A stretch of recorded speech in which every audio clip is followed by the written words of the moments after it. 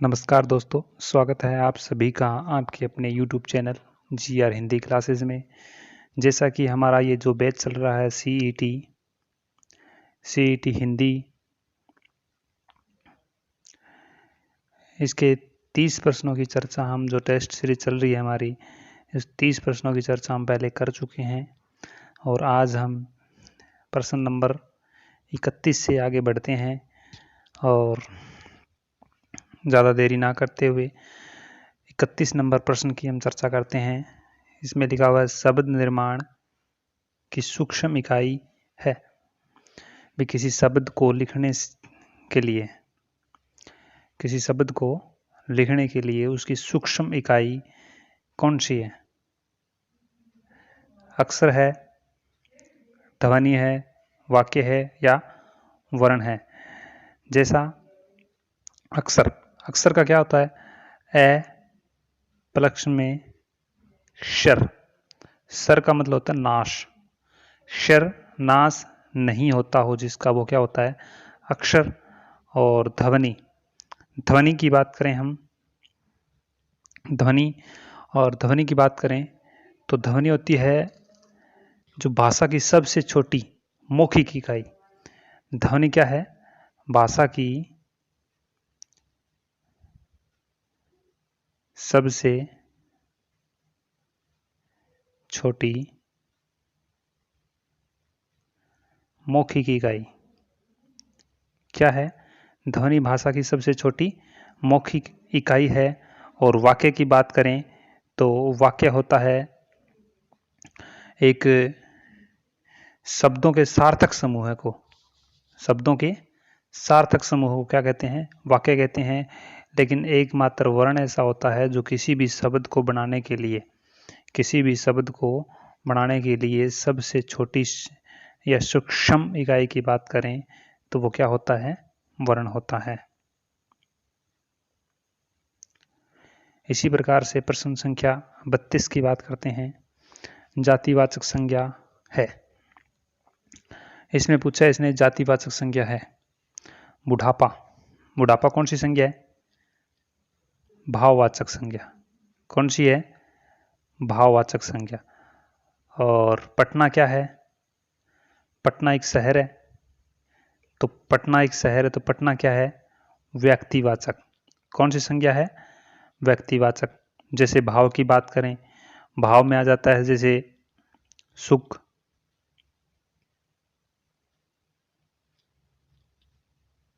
दुख, दर्द आदि। ये सब क्या है? भाव है। बुढ़ापा हुआ, बचपन हुआ, जवानी हुई। और जैसे अगर व्यक्तिवाचक संज्ञा, शहर का नाम आ गया तो शहर क्या है? एक व्यक्तिवाचक संज्ञा है। शहर क्या है? व्यक्तिवाचक संज्ञा है। जातिवाचक पूछा है हमसे तो जातिवाचक संज्ञा है शहर। क्या है? शहर। बहुत सारे शहर हैं और उन शहरों की एक क्या है? जाति। और उस विशेष तौर पे उस जाति का एक नाम अलग से रख दिया तो क्या हो गया? जातिवाचक संज्ञा से क्या बन जाता है? वो व्यक्तिवाचक संज्ञा क्या है? व्यक्तिवाचक संज्ञा। इसी प्रकार से जैसे पटना में जैसे और नाम आ गए, जैसे दिल्ली आ गया, कोलकाता आ गया, चेन्नई आ गया, मुंबई आ गया। तो जिस शहर का एक प्रॉपर नाम दे दिया गया तो वो कौन सी संज्ञा में चला जाता है? व्यक्तिवाचक में। और हमसे पूछा क्या है? जातिवाचक संज्ञा। तो जातिवाचक संज्ञा कौन सी है? शहर। छोटा क्या होता है? भाववाचक संज्ञा। बुढ़ापा क्या है? भाववाचक संज्ञा। इसी प्रकार से अगला प्रश्न देखते हैं। लघु उर्मी में संधि है। लघु उर्मी में संधि है। स्वर संधि। हाँ, सबसे बड़ी गलती यहाँ करते हैं कई बार देखने में। क्या होता है कि हमें लगता है स्वर संधि है। शब्द क्या है इसमें? लघु प्लस में उर्मी। उर्मी क्या होता है? लहर, छोटी लहर, लघु उर्मी। तो लघु उर्मी यहाँ पता है आपको, ऊ मिलकर स्वर संधि होती है। लघु उर्मी में स्वर संधि है, लेकिन सबसे पहले यहाँ टिक कर देते हैं, लेकिन जो हो जाता है गलत। चारों ऑप्शन पढ़ के देखने चाहिए।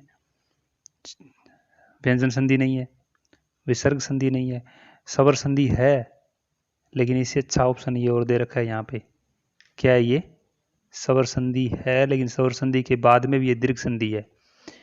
यानी ऊ और बड़ा ऊ मिलकर क्या हुआ है? एक बड़ा ऊ का निर्माण किया है। तो इसलिए क्या हुआ, ये लघुर्मी में क्या हो गया? दीर्घ संधि हुई है। प्रश्न में और पेपरों में विशेष तौर पे इस बात का ध्यान रखना चाहिए। बेशक आपको ये सरल प्रश्न लगता है, लेकिन इसी के नंबर पेपरों में क्या हो जाता है? कट जाते हैं, क्योंकि ऑप्शन में चारों पढ़कर देखने चाहिए। इसी प्रकार से अगला प्रश्न देखिए आप। 34 नंबर प्रश्न है, पल पल में समास है। क्या है? पल पल में समास है। पल पल में समास है। पल पल ये दोनों क्या है? अव्यय। क्या है? अव्यय। और जहां अव्यय की आवृत्ति हो जाती है, किसकी आवृत्ति हो जाती है? अव्यय की आवृत्ति हो जाती है। यानी अव्यय प्लस अव्यय क्या आ जाए? अव्यय प्लस में अव्यय आ जाए, तो वहां कौन सा समास होता है? हमेशा याद रखने वाली बात है, वहां समास होता है अविभाव समास। कौन सा समास होता है? अविभाव समास होता है। जहां अव्यय अव्यय की आवृत्ति हो जाए तो वहां समास होता है अविभाव समास। तत्पुरुष की बात करें, किसकी बात करें? तत्पुरुष की बात करें। तत्पुरुष में क्या होता है? उत्तर पद प्रधान होता है। क्या होता है? उत्तर पद प्रधान होता है।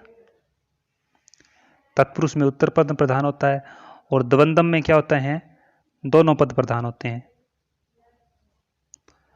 द्वंद्व में क्या होते हैं? दोनों पद प्रधान होते हैं। और इसी प्रकार से इसमें कर्मधारय की देख लीजिए आप। कर्मधारय, कर्मधारय में क्या होता है? कर्मधारय में विशेष तौर पे ध्यान रखने वाली बात आपको, पहला शब्द इसमें क्या होता है? विशेषण। क्या होता है? विशेषण प्लस संज्ञा। क्या होता है? विशेषण प्लस संज्ञा दिखाई दे आपको, तो वहां समझना कर्मधारय समास है। जहां दोनों पद संज्ञा दिखाई दे वो द्वंद्व समास है।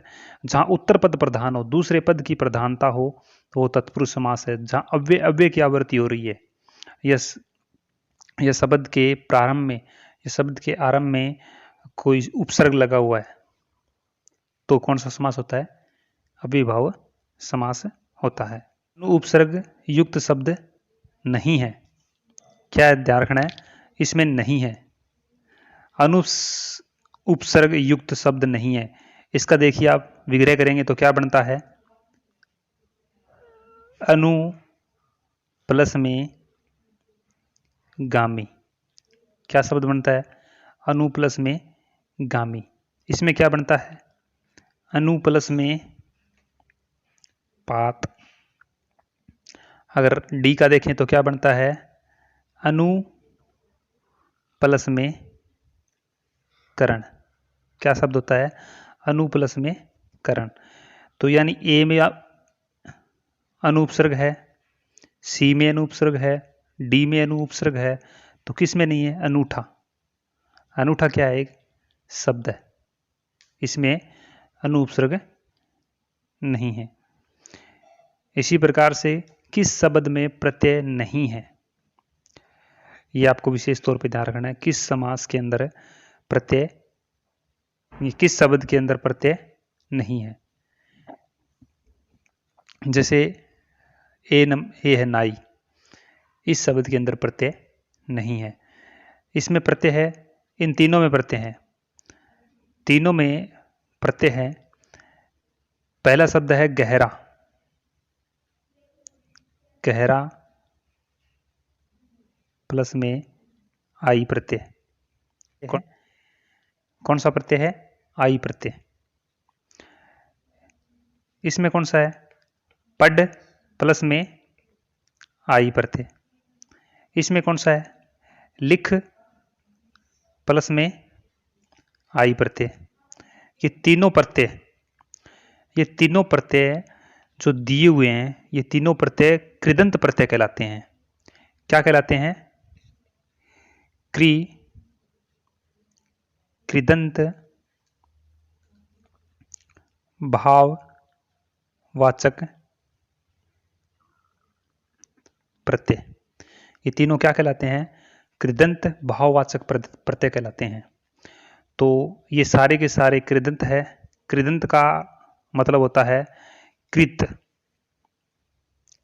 अंत, कृत प्लस में अंत, इसमें व्यंजन संधि हुई है, इसीलिए क्या शब्द बन जाता है? कृदंत शब्द बनता है। इसी प्रकार अगला प्रश्न देखिए आप, निम्नलिखित में से तत्सम शब्द है। क्या पूछा है? तत्सम शब्द है। अंतिम शब्द आपको बहुत विशेष तौर पे ध्यान रखना है और नहीं है। किस चीज का ध्यान रखना है और नहीं है।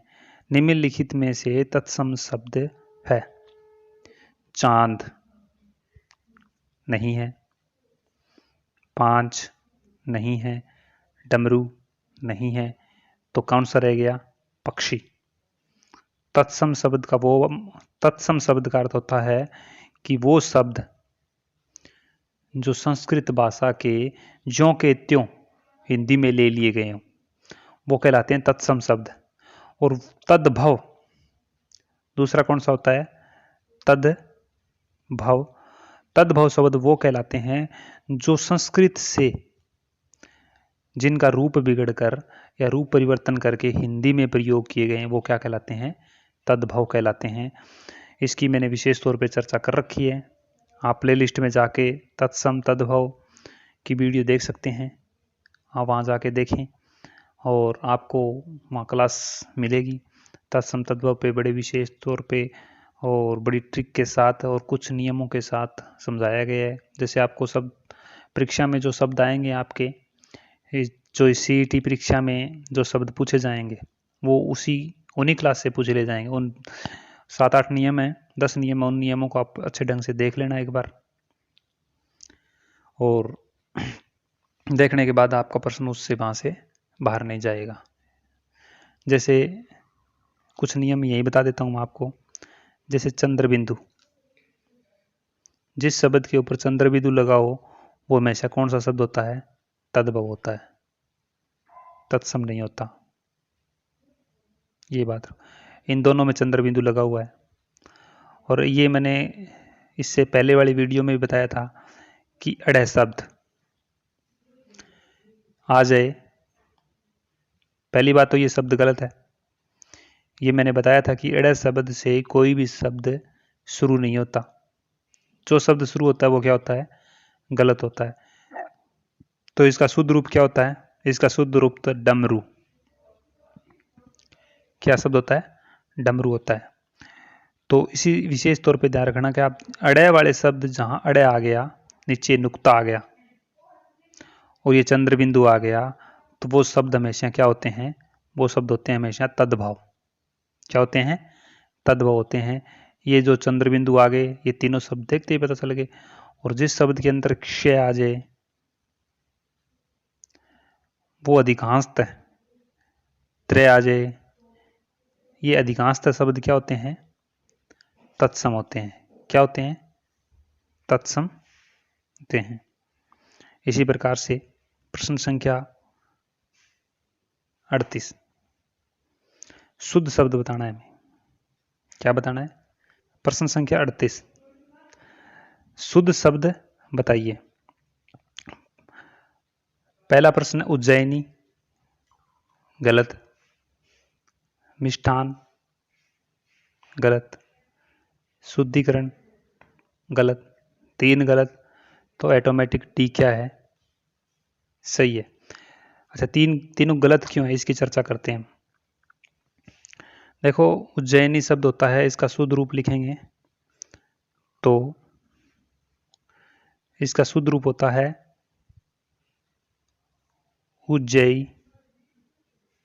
उज्जैनी।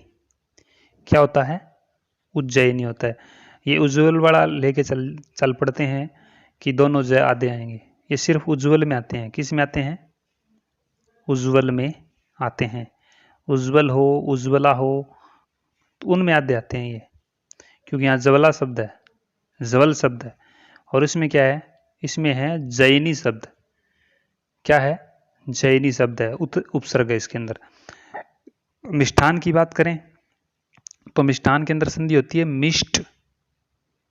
क्या होता है? मिष्ट होता है, मिष्ट नहीं होता। मिष्ट है जो अन्न। क्या है? मीठा है जो अन्न। मिष्ट शब्द से, ये तत्सम शब्द है, अभी थोड़ी देर पहले हम चर्चा करके आए हैं। ये क्या है? तत्सम शब्द है। इसी तत्सम शब्द से हिंदी में बना है मीठा। क्या है? इसी तत्सम शब्द से हिंदी में बना है मीठा। मिष्ट से क्या बना है? तद्भव शब्द। इसी तत्सम शब्द से तद्भव शब्द बना है मीठा। तो ये तत्सम शब्द है, तत्सम शब्द है, और ये तत्सम शब्द का ही उदाहरण है। किस चीज का है? तत्सम शब्द का उदाहरण है, तो इसलिए यह मिष्ट आएगा। तो ये शब्द क्या होगा? मिष्ट प्लस में अन, ये दोनों आते हैं यहां पे, ध्यान रखना। क्या आते हैं? मिष्ट प्लस में अन, जो मीठा है अन। और शुद्धिकरण की बात करें, शुद्धिकरण में देखिए आप, शुद्धिकरण में जिस शब्द के अंत में कर्ण प्रत्यय लग जाए, कौन सा प्रत्यय लग जाए? कर्ण प्रत्यय लग जाए, तो वहां कर्ण प्रत्यय से आने वाली पहले ई की मात्रा, चाहे वो छोटी है तो वो क्या हो जाती है? बड़ी हो जाती है। जैसे इसमें क्या बनेगा? शुद्धिकरण।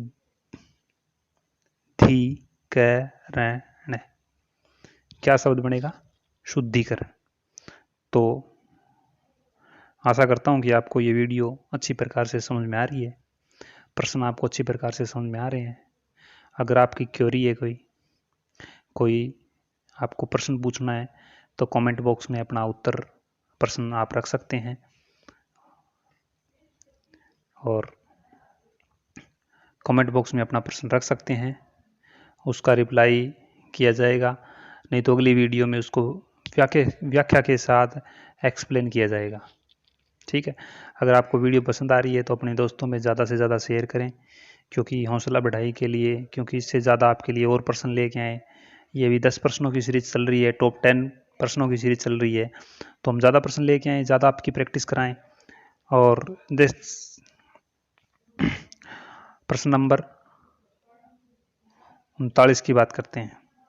शब्दिया में पथ और पथ्य, दो युगम शब्द दिए हुए हैं।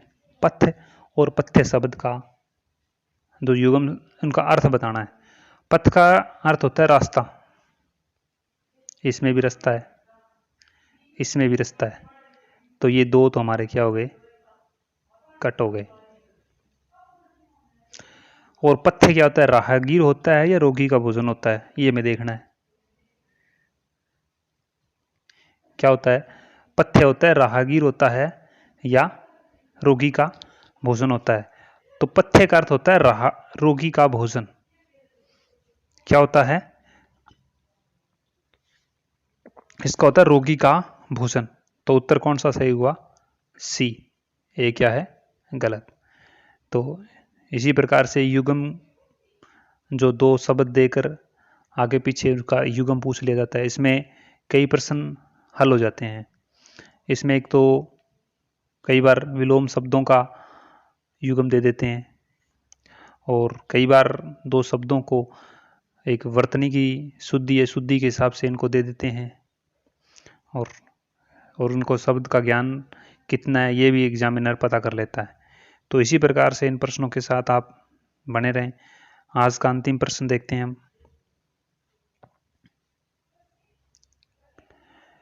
अत्यधिक और अत्यधिक दो शब्द होते हैं, बहुत सारी गलती करते हैं। इसको लिखते हैं, सबसे पहले आधे से ज्यादा गलत लिखते हैं। अत्यधिक क्या लिख देते हैं? अत्यधिक, जो क्या होता है? गलत होता है। अगर इसकी बात करें तो शब्द होता है अत्यधिक। अत्यधिक में संधि है अति प्लस में अधिक। कौन सी संधि है? अति प्लस में अधिक। ई को क्या हो गया? यह हो गया, तो यण संधि है इसके अंदर। कौन सी संधि है? यण संधि। इस बात का आप ध्यान रखें विशेष तौर पे। कौन सी संधि है? यण संधि है। अब बात करते हैं इसका विलोम शब्द कौन सा है? अल्प है। अगर अधिक देता, क्या देता? अगर सिर्फ अधिक देता तो अल्प होता, इसलिए ये नहीं हो सकता। तीनों ये इसके हैं, तीनों का अत्यधिक का मतलब होता है बहुत ज्यादा। क्या होता है? बहुत ज्यादा। अल्प का मतलब भी कम होता है, न्यून का मतलब भी कम होता है, और अत्यल्प का भी मतलब कम होता है, और कम का मतलब तो कम होता ही है। तो अल्प का मतलब क्या होता है? कम। लेकिन यहां क्या दे रखा है? अति दे रखा है। क्या दे रखा है? अति उपसर्ग दे रखा है। और यहां भी क्या दे रखा है? अति उपसर्ग दे रखा है। तो इसलिए उत्तर इसका होगा सी। इसमें क्या है? अति, अल्प। सी का अगर संधि विच्छेद करेंगे तो ये होता है अति अल्प, अति अधिक। तो ये बात आप विशेष तौर पे ध्यान रखें, बड़े स्टैंडर्ड लेवल का प्रश्न है ये। इस प्रश्न को आप विशेष तौर पे ध्यान रखें, ऐसे प्रश्न पूछे जाते हैं। जल्दबाजी में, हड़बड़ी में क्या करते हैं? अत्यधिक हो, बहुत ज्यादा, अल्प, पहले ऑप्शन ठोके, इतने सही हो गए, आंसर की मिलाई, ओहो ये अति दे रखा था, अति यहां दे रखा था। दोनों अपनी अपनी वैल्यू पुट करके देखें आप। जैसा शब्द वैसा उत्तर। न्यून का मतलब क्या होता है? कम होता है। अगर यहां दिया होता अधिक, क्या दिया होता? अधिक होता, तो उसका होता अल्प। और न्यून है, इसका भी अर्थ होता है कम। अगर यहां दिया होता अन्यून, क्या दिया होता? अन्यून दिया होता, तो क्या होता? न्यून होता। अगर ज्यादा दिया होता तो क्या होता? कम होता। लेकिन यहां अति उपसर्ग दिया है, अति यहां दिया तो अत्यल्प होगा। तो ये था हमारा अंतिम प्रश्न। आशा करता हूं कि आपको ये क्लास पसंद आई है। पसंद आई है तो आप वीडियो को ज़्यादा से ज़्यादा शेयर करें, अपने दोस्तों में शेयर करें। और देखो हमारा चैनल है नया, क्या है? नया चैनल है। इसको बढ़ावा देने के लिए आप मित्र सहयोग करेंगे, तभी आगे ये ग्रोथ करेगा। और तभी आपके लिए हिंदी हिंदी लेवल के जितने भी प्रश्न होते हैं HSSC करवाती है, चाहे कोई सी स्टेट के हो, चाहे रीट के हो, चाहे स्टेट के हो, चाहे DSSB के हो, सारी सीरीज आपके लिए लेके आएंगे। बस आप चैनल को थोड़ा सा ग्रोथ करवाएं, अपने दोस्तों में शेयर करें, और इसी प्रकार से हमारा हौसला बना रहे और हम वीडियो सीरीज लेके आते रहें। धन्यवाद।